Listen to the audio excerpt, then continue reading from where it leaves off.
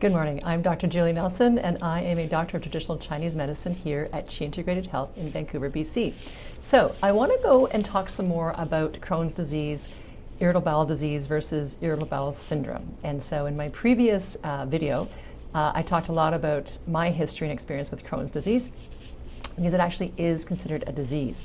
Now, what I see a lot in clinic is people who come in and have what we'd probably call irritable bowel syndrome, which is one of the most diagnosed syndromes that physicians see in their clinics, and I certainly see a lot in my clinic in Chinese medicine. So let's talk about this. What is the difference between irritable bowel disease, which would be Crohn's disease and ulcerative colitis, versus irritable bowel syndrome?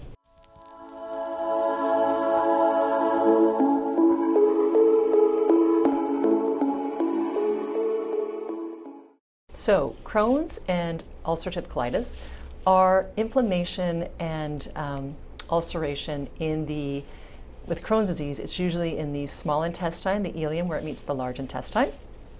And in ulcerative colitis, it affects the lining of the colon. So both of those diseases, you're going to see severe abdominal pain, you're going to see possibly blood in stool, cramping, diarrhea, nausea, and vomiting, as well as fatigue. And the fatigue is generally a result of two things. One, when you live in constant pain, it's very, very tiring on the system. Two, when you have ulcerations in the small intestine or the large intestine or the colon, there's poor absorption. So people tend to be suffering from anemia or poor absorption of vitamins and minerals and things like that. So chronic inflammation in the digestive tract is an easy way to summarize irritable bowel disease, and also it is an immune response. So the immune system is out of whack, and that's what's causing, it's an immune related. So when you go to test for it, you can actually test for it. You can look at the large intestine and see the actual fissures or ulceration that takes place. Now, how is irritable bowel syndrome different? Irritable bowel syndrome is actually not considered a disease. Rather, it's a group of symptoms that people experience. So I had a patient come in yesterday, male, about 46 years old, and he has what he feels is self-diagnosed irritable bowel syndrome. What does that look like? For starters, if he were to have a GI or a colonoscopy, it would not show up. So there would be the lining of the small intestine and large intestine would appear normal. His blood work would be normal as well. But what he's experiencing is not too different from Crohn's disease. So what he was getting is a lot of gas, alternating constipation and diarrhea, food sensitivities, and aggravated with stress. And stress really wreaks havoc on the gut. Why? Because it inhibits our body's ability to digest. And we talk about this a lot, and you're going to hear me sound like a broken record. When you are in stress, you tend to go into flight mode. When you go into flight mode, your digestion shuts down. What happens? It tends to create a backlog of food, or the digestive qi, the energy that we use to break down food, becomes too weak. So that's when we start to see the constipation and the diarrhea.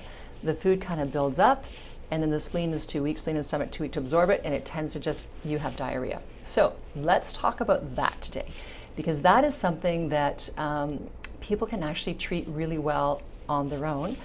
Chinese medicine is great. Actually, acupuncture is really great for irritable bowel syndrome, not so hot for irritable bowel disease. Because what happens is with irritable bowel syndrome, you have a lot of energy built up in the body. When you think of stress, we accumulate stress and we hold it in our body. We hold it in our neck and shoulders. We hold it in our jaw. And we hold it, if you really want to find out, is if you run your hands along your sternum down to your xiphoid process, like just where your diaphragm meets the upper part, that little V there. If you press that in and it feels really sore, chances are you're holding a lot of stress or you're holding a lot of energy and emotion in that area.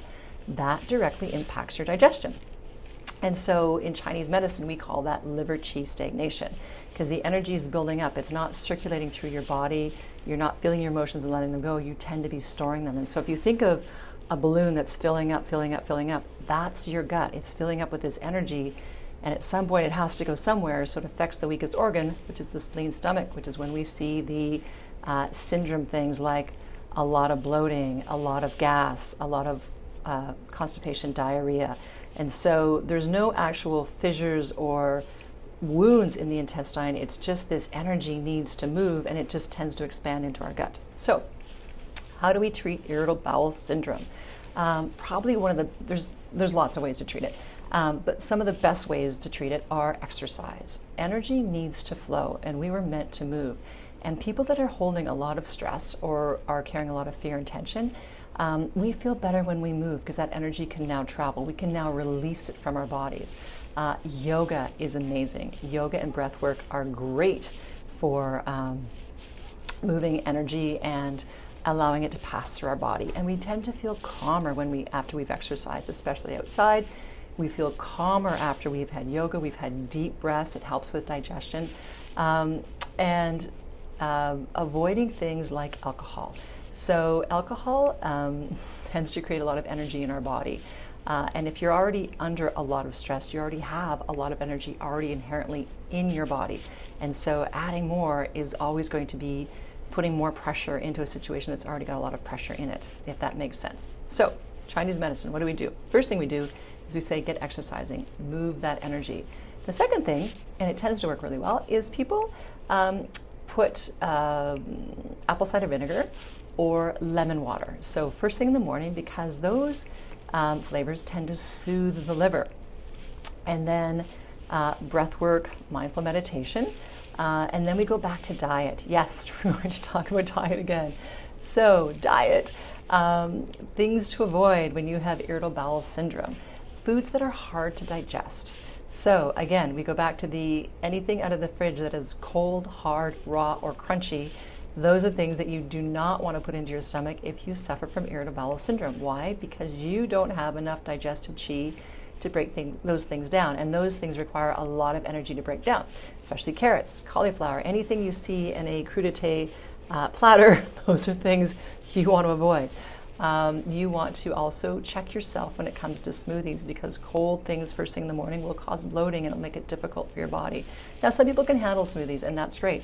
But if you have IBS, irritable bowel syndrome, you might just want to hold off on those and instead have something warm, nourishing, like oatmeal, cooked foods, scrambled eggs, things that are warming for you. And don't skip meals. That's the other really, really big thing. When you have irritable bowel syndrome, having really big meals late at night or having too big of meals. What we recommend in Chinese medicine is your spleen qi takes place from 9 a.m. to 11 a.m. So you want to make sure that you are having breakfast, 3 meals a day. So for breakfast, you want to have something warm and nourishing. For lunch, again, avoid the cold raw foods, and dinner, soups, stews, things like that.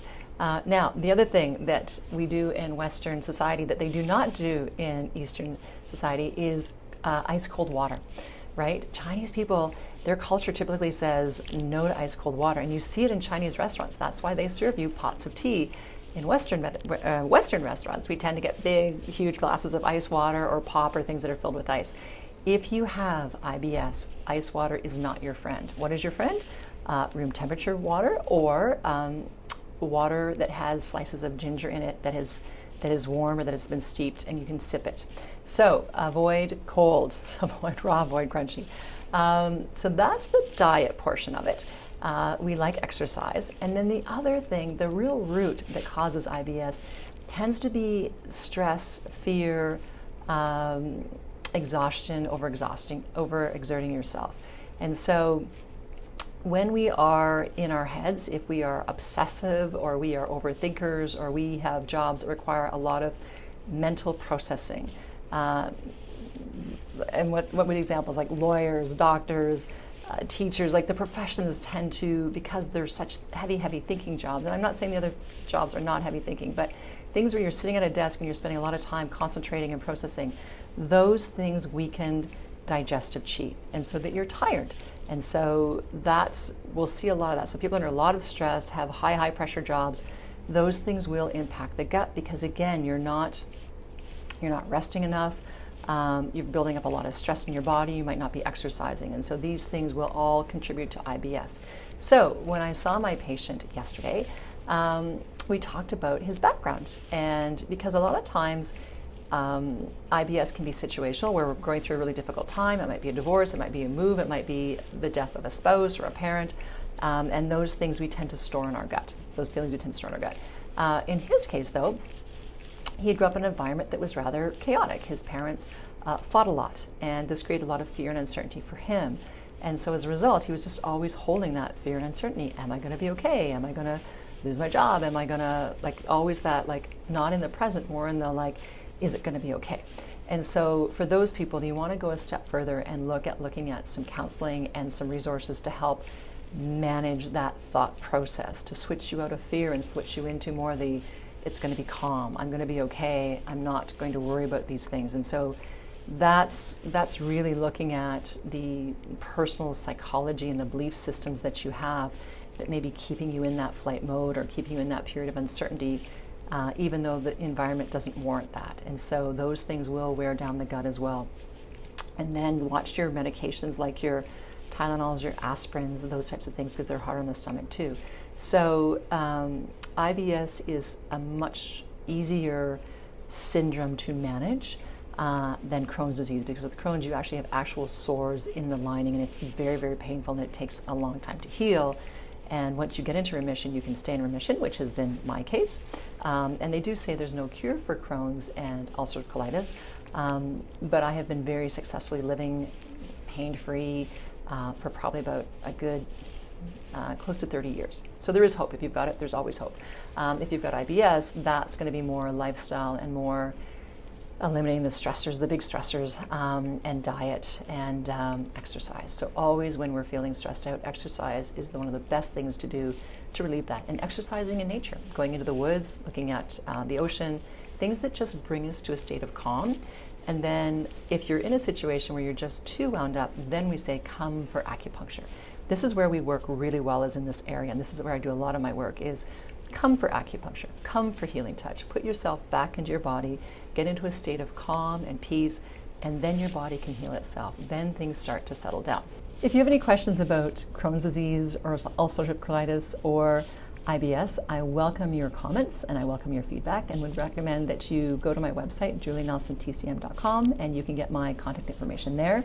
Again, I'm at She Integrated Health here in Vancouver.